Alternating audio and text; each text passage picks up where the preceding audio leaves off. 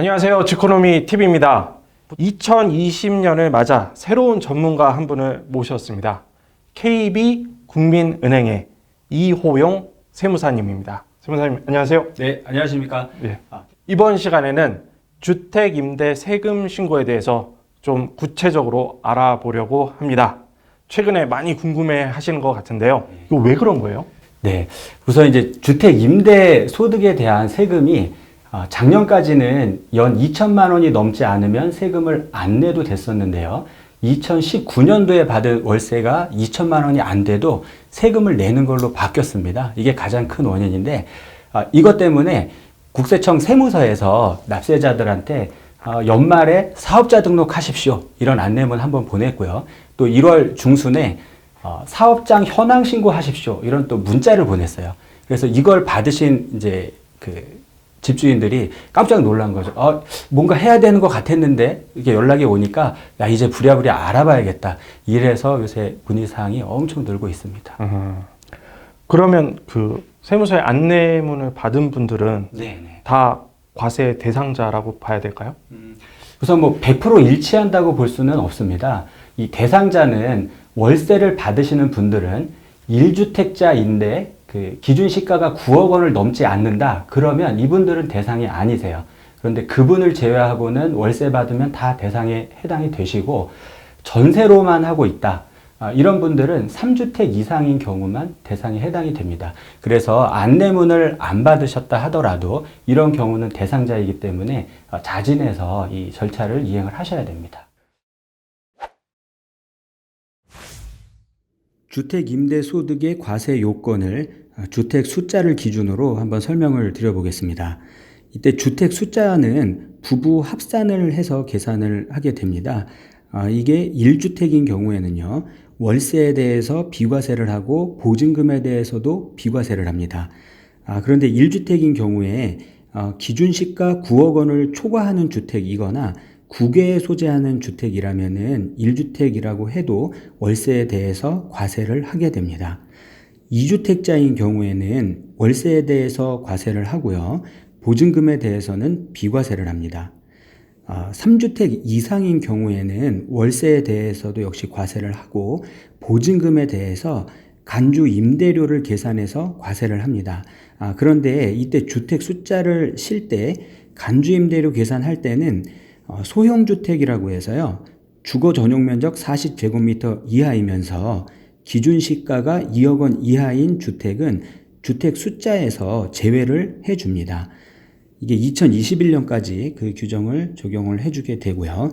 이 간주 임대료는 보증금 총 합계액에서 3억 원을 차감을 해주고 거기에 60%를 곱한 다음에 정기예금 이자율, 현재는 2.1%인데 이걸 곱한 금액을 연간 임대료로 환산을 해서 적용하게 됩니다.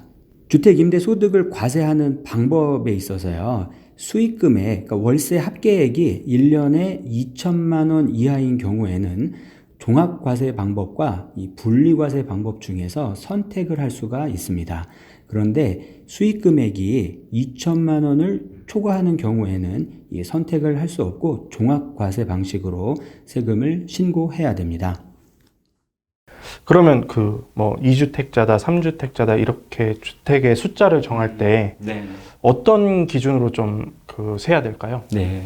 기본적으로 주택은 내가 갖고 있는 주택 숫자를 갖고 따지는데 이 경우에는 부부 합산해서 따집니다. 그리고 또 공동명의 주택인 경우에는 지분이 가장 큰 사람의 주택으로만 반영을 하는데, 만일 지분율이 똑같다 그러면 각각의 주택으로 치고요. 또 2020년부터는 소수 지분이라 하더라도 일정 기준에 따라서 주택 숫자에 넣어야 되는 기준도 있습니다. 그러면 세금 신고자 대상이 됐다. 네. 세금 신고 대상이 되면 어떤 걸 해야 될까요? 크게 이제 세 가지를 하셔야 되는데요. 우선 임대 사업이 개시된 날로부터 20일 이내에 사업자 등록을 세무서에 일단 하셔야 됩니다. 그리고 또 두 번째로는 수익금액 현황 신고라는 걸 하셔야 되고요. 세 번째로는 소득세 신고를 하셔야 됩니다. 이 세 가지를 하셔야 되는 게 의무사항입니다. 그러면 한 가지씩 좀 얘기를 해보면 1월 20일까지 사업자 등록을 하는 게 있고 네네. 혹은 1월 20일이 아니어도 음. 주택을 취득한 후에 네네. 20일? 아, 그렇죠. 기본적으로 사업자 등록을 20일 이내에 해야 된다 이렇게 되어 있는데요. 이게 올해 새로 사서 임대 개시를 했다 그러면 그 개시한 날부터 20일이고요. 2019년 이전부터 하고 있었다 그러면 2020년 1월 1일에 개시한 걸로 봐서 2020년 1월 21일까지 사업자 등록을 하도록 하고 있습니다. 그래서 이 기간을 넘기면 뭐 크진 않지만 0.2%의 가산세를 부담해야 되는 거죠. 그리고 그 사업장 현황 신고 네. 이거를 이제 2월 10일까지 해야 되는 거죠. 네, 그렇습니다. 사업장 현황이라고 하면 이제 내가 임대를 준 그 주택 네. 그걸 신고하라는 얘기인 거죠. 예, 맞습니다. 원래 이제 세금 신고라는 게 크게 두 가지입니다. 하나는 소득세 신고고요. 또 하나는 부가세 신고입니다. 그런데 주택 임대는 부가세 면세 대상이기 때문에 부가세 신고를 하지 않거든요. 그 대신 이 사업장 현황 신고라는 걸 하게 돼 있는 겁니다. 그래서 이 사업장 현황 신고라는 거는 이 임대 사업장의 임대료가 얼마고 세입자가 누구고 뭐 기간이 어떻고 이런 내용을 신고하는 거죠. 그리고 마지막으로 이제 5월 31일까지 소득세 그 신고 납부를 해야 된다. 네, 그렇습니다. 이렇게 세 개를 해야 된다는 거죠. 네. 알겠습니다. 이거 매년 다 해야 되는 거예요? 네, 사업자 등록은 뭐 일회성이기 때문에 처음 한 번 하시는 거고요. 이 사업장 현황 신고와 소득세 신고는 매년 하셔야 되는 겁니다. 알겠습니다. 이 세금 신고 대상자가 되면 좀 챙겨야 될 것들이 많네요. 네, 네. 그렇습니다. 신경 좀 써야겠습니다. 사업자 등록을 세무서와 구청 두 곳 모두에 해야 되는 건가요? 그건 이렇게 이해하시면 됩니다. 세무서 등록은 의무사항이고 구청 등록은 선택사항입니다. 그래서 선택사항은 내가 할 수도 있고 안 할 수도 있는 거죠. 근데 의무사항은 하지 않게 되면 불이익을 감수해야 되는 거죠. 예를 들면 뭐 어떤 불이익이 있어요? 네, 세무서에 사업자 등록을 하지 않게 되면 미등록 기간의 월세 수입액에 대해서 0.2%의 가산세를 내야 됩니다. 0.2%면 네. 이게 연 0.2%예요? 그 월세 수입액의 0.2%니까 미등록을 1년 했다 그러면 1년치 월세액이고요. 6개월 미등록했다 그러면 6개월치 월세 이렇게 되겠습니다. 세무사님 보시기에는 네. 0.2% 가산세면 되게 불리한 페널티인가요? 아니면 0.2% 자체는 아주 높은 비율은 아닌데요. 그런데 굳이 불이익을 내가 감수할 필요가 있느냐. 어차피 해야 되면 그 불이익을 일부러 당할 필요는 없겠죠. 그러면 다시 얘기 돌아가서 그 세무서에 등록을 했는데 네. 구청에도 또 등록을 해야 되는 이유는 뭐예요? 그건 제가 아까 이제 그 선택사항이라고 말씀을 드렸는데요. 구청에 등록하면은 내가 지켜야 될 의무가 늘어납니다. 8년 이상은 의무 임대를 해야 되고 임대 기간 중에 계약 갱신할 때마다 5% 이상 올리지 않겠다 이런 약속을 지켜야 되는데 그 대신에 혜택도 있습니다. 그래서 각각 세금 혜택 조건에 따라서 조금씩 다르긴 하지만 양도세라든가 아니면 종합부동산세 뭐 이런 세금을 깎아주는 혜택을 받을 수 있는 게 장점인 거죠. 그 임대 사업을 크게 하시는 분도 있고 네. 정말 뭐 작은 월세 놓으시는 분도 있고 이렇게 좀 다양한데 이 소액의 월세를 놓으시거나 뭐 이런 분들은 그거 신고 안 했다고 해서 국세청이 다 일일이 세무서에서 와서 다 적발하고 페널티 물고 그럴까요? 그렇죠. 제가 뭐 마법사 수준은 아니지만 한번 예상을 해보면 우선 다주택자나 고가주택자 이런 분들은 국세청에서 사후 검증을 철저히 하겠다 뭐 이렇게 공표를 했기 때문에 조금 더 주의를 하셔야 될 것 같습니다. 그리고 이제 전입신고 자료라든가 월세 소득공제 신청한 세입자 자료 이런 걸 가지고 검증할 수 있는 시스템이 돼 있기 때문에 그렇게 검증 자료에 해당이 되면 뭐 100% 걸릴 수 있다 이렇게 보셔야 될 것 같습니다. 세무사님. 네. 그러면 그 사업장 현황 신고라고 이제 있잖아요. 네네. 이건 뭐고 구체적으로 어떻게 해야 되는 거예요? 사업장 현황 신고라는 거는 원래 세금 신고가 크게 소득세 신고와 부가세 신고가 있다고 말씀을 드렸는데 주택 임대는 부가세가 면세 대상입니다. 그래서 부가세 신고를 하지 않기 때문에 이 사업장 현황 신고를 하라고 되어 있어요. 그런데 이거는 이제 사업자 등록 의무하고 다르게 하지 않았을 때 페널티는 없습니다. 그 대신 이거를 해두면 5월 달에 소득세 신고할 때 국세청에서 좀 더 간편하게 할 수 있도록 그 자료 생성을 도와주는 효과가 있죠. 그래서 번거롭지만 2월 10일까지 사업장 현황 신고를 하면 5월 달에 소득세 신고할 때 조금 더 간편해진다. 이렇게 이해를 하시면 될 것 같습니다. 소득세 신고를 또 어떻게 하고 세금은 또 얼마나 내야 되는지 요거 좀 네. 설명 좀 해주세요. 그렇죠. 뭐 결론 먼저 얘기하면 분리과세를 선택하는 게 대부분 유리하신데요. 내가 딱 2천만 원을 받았다.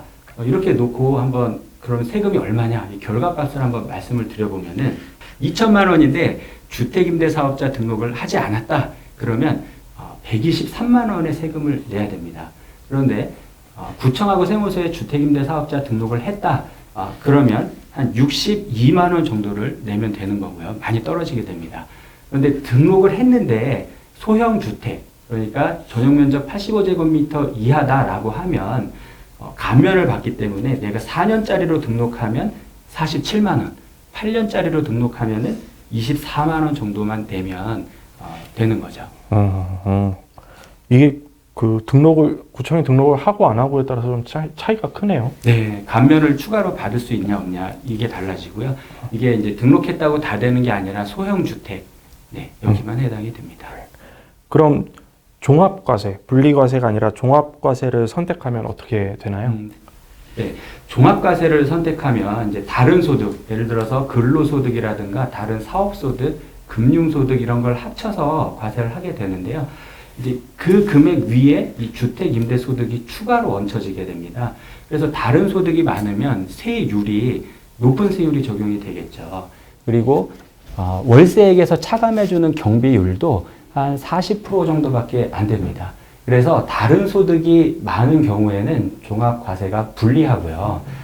종합과세 대상자였다 하더라도 금액이 굉장히 미미했거나 아니면 부양가족 공제 대상자가 많거나 이런 경우라면 예외적으로 종합과세를 선택하는 게 유리한 경우도 있을 수 있습니다. 그러면 다양한 얘기 좀 해주셨는데 네네. 간단하게 요약 한번 해주시겠어요? 핵심적인 부분을. 네네.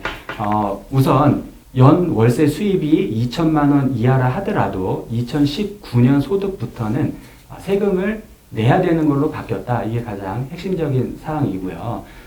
이 세금을 내야 되는 대상자들은 사업자 등록을 해야 되고 그 다음에 매년 2월 10일까지 사업장 현황 신고라는 것도 하셔야 되고 또 마지막으로 매년 5월 달에 소득세 신고도 하셔야 된다. 이 세 가지를 의무적으로 이행하셔야 된다. 이게 핵심 사항이 되겠습니다. 분리과세와 종합과세를 선택할 수 있는데 분리과세가 대부분 유리하다. 하지만 종합과세가 유리한 경우도 있을 수 있기 때문에 이건 국세청에서 제공하는 시뮬레이션 자료를 활용해서 확인을 하는 것이 좋겠다. 이렇게 말씀드릴 수 있습니다. 네. 이번 시간에는 주택 임대 사업자분들이 좀 궁금해할 사항들에 대해서 좀 정리를 해봤는데요. 역시 명쾌한 정리 감사합니다. 네, 감사합니다. 네, KB국민은행의 이호용 세무사님이었습니다. 감사합니다. 네, 감사합니다.